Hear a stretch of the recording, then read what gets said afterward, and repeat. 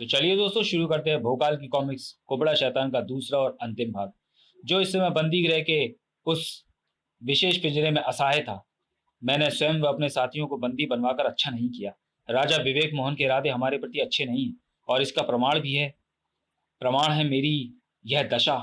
शायद तुरीन, अतिक्रूर, शूतान वगैरह के साथ भी उसने ऐसा ही कुछ किया है। अरे, सोचते सोचते अचानक चौंका था भोकाल, जिसका कारण था एक तरफ से आती हुई आवाजें, चिर चिर चिर, जिनकी तरफ उसने एक झटके से अपना सिर घुमाया और चकित रह गया। ओह नहीं, वे छोटी छोटी शक्ल से भयंकर लगने वाले सैकड़ों जीव विचित्र ध्वनि करते मेरी ही तरफ पड़ रहे हैं, परंतु क्यों? चिर चिर। दूसरे ही क्षण भोकाल के शरीर में झुरझुरी का तूफान दौड़ गया। रोया रोया कांप गया उसका। आश्चर्य से आंखें फटती चली गईं। हे महागुरु, ये सारे जीव तो मांसाहारी हैं, और इन्होंने मेरे शरीर पर चढ़कर मेरा मांस नोचना भी शुरू कर दिया है। ये मांसाहारी जीव मेरा मांस नोच रहे हैं, और मैं न केवल बेहद मजबूती से बंधा हूं, बल्कि मैं अपने मुंह से आवाज भी नहीं निकाल सकता। मैं पूरी तरह विवश हूं। मुझे लगता नहीं कि मैं इस स्थिति में कुछ कर पाऊंगा। इधर मृत्यु भोकाल के शरीर पर और यहाँ उसके साथियों के सिर पर मंडरा रही थी। मृत्यु धीरे धीरे हमारी तरफ बढ़ती आ रही है। कुछ करो, कोई कुछ करो। कुछ नहीं हो सकता, कोई कुछ नहीं कर सकता, क्योंकि हम पूरी तरह बेबस हैं। वह आरा हम सबकी गर्दन को कलम करके हमें मृत्यु की गोद में पहुंचा ही पहुंचाए। काश हमने भोकाल की बात ना मानी होती, तो ये स्थिति कभी ना आती। भोकाल, न जाने इस समय भोकाल कहाँ होगा, और उस पर क्या बीत रही होगी। ऐसी स्थिति में भी तुरीन को अपने पति भोकाल की चिंता थी। लेकिन पति की चिंता करने वाली तुरीन ही नहीं, रूपसी और सलोनी भी थी। और ये दोनों तुरीन की तरह विवश न थी। साए साए, खच आह ओ खचाक। अपने रास्ते की बाधाओं को हटाकर दोनों तेजी से आगे बढ़ती जा रही थी। इधर भोकाल, आह, इन जीवों से मैं अपने बंधनों को तोड़कर ही निपट सकता हूँ। चिर चिर। लेकिन मैं इन बंधनों को तोड़ू कैसे? मेरी सारी शक्ति बंदरों के सामने पराजित हो चुकी है। अपने बंधनों को तोड़ने की भोकाल की कोशिश बेकार गई। अब जब शारीरिक शक्ति ने जवाब दे दिया, तो हार माननी ही पड़ी उसे। उफ, मैं इस साधारण रूप में इन बंधनों को नहीं तोड़ सकता। उफ, यह जीव तो मेरी आंखें नोचने के लिए बढ़ रहा है। इसे रोक नहीं सकता। ये मेरी आंखें नोच भी लेगा। साए, खच, चिर चिर। बस स्वामी, आपने जो कष्ट सहना था वह सह लिया। अब आपकी दासियां आपको बचाने आ गई हैं, रूपसी और सलोनी। रूपसी को रूपसी तो तड़प ही उठी भोकाल की हालत देखकर। उफ सलोनी, अपने बाड़ों से उनको घायल करते जीवों को बीन डालो।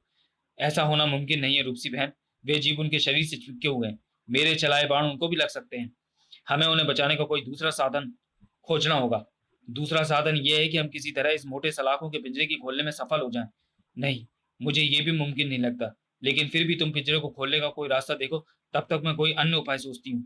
ठीक है। दोनों अपने अपने तरीके से भोकाल को बचाने में जुट गई।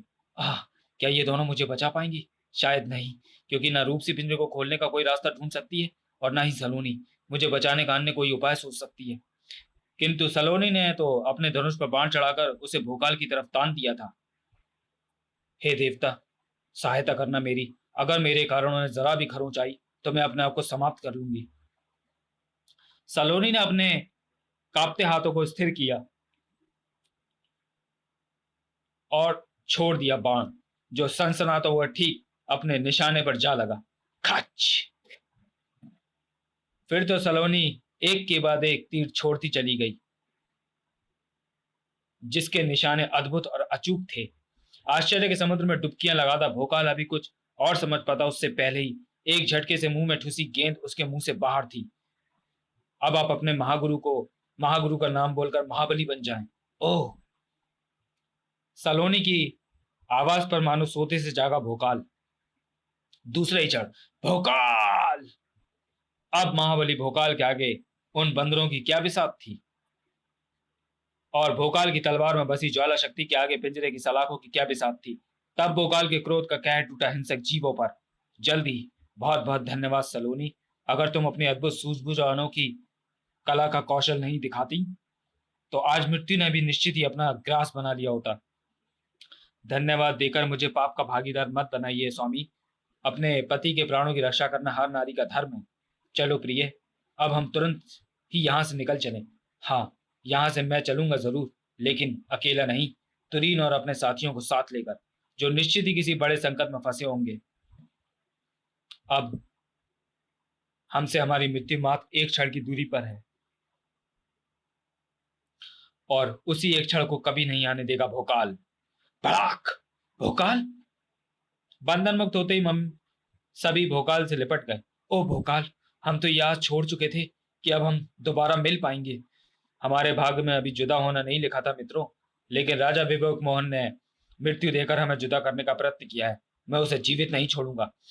उसके पाप का घड़ा अब भर गया है। आओ, उसे उसकी दुष्टता का दंड देने चलें। तभी कहीं जाने की आवश्यकता नहीं है भोकाल, मैं यहीं आ गया हूं। विवेक मोहन को अपने सामने खड़ा देखकर सभी क्रोध से गरज उठे। तूने धोखे से हमें मारना चाहा, अब तू बचेगा नहीं दुष्ट। अपने दंताक से सैकड़ों टुकड़ों में चीर डालूंगा मैं तेरे पापी शरीर को। ठहरो साथियों, यह मेरा शिकार है, इसलिए इसे दंड मैं ही दूंगा। परिणाम चाहे जो भी हो, कोई आगे नहीं बढ़ेगा। अपने साथियों को रोककर भोकाल विवेक मोहन के सामने जा खड़ा हुआ। मुझे इस बात का अफसोस होगा भोकाल कि मेरे हाथों तू सबसे पहले मरेगा, जबकि मैं तुझे सबके बाद तड़पा तड़पा कर मारना चाहता था। कौन किसके हाथों मरेगा ये तो समय बताएगा दुष्ट। कहते हुए भोकाल ने तलवार घुमा दी, लेकिन विवेक मोहन ने न सिर्फ स्वयं को बचाया, बल्कि अब मेरी बारी है भोकाल, और मुझे विश्वास है कि तू मेरे वार से बच नहीं सकता। तेरा सामना आज सिर्फ भोकाल से नहीं, उसके आक्रोश से भी है विवेक मोहन, इसलिए ना तू बच पाएगा और ना तेरी ये तलवार। ओह टनाक! अब तेरा अंत समय आ गया है दुष्ट विवेक मोहन। अपने इष्ट देवों को याद कर ले। भुलावे में है भोकाल, तू मेरा कुछ नहीं बिगाड़ सकता।